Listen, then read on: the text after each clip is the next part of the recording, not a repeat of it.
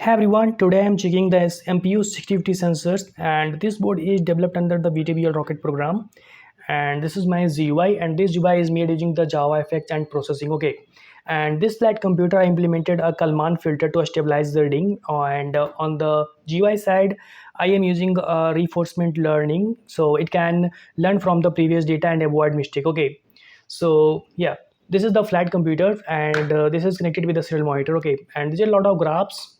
There is a bunch of graphs, man, right?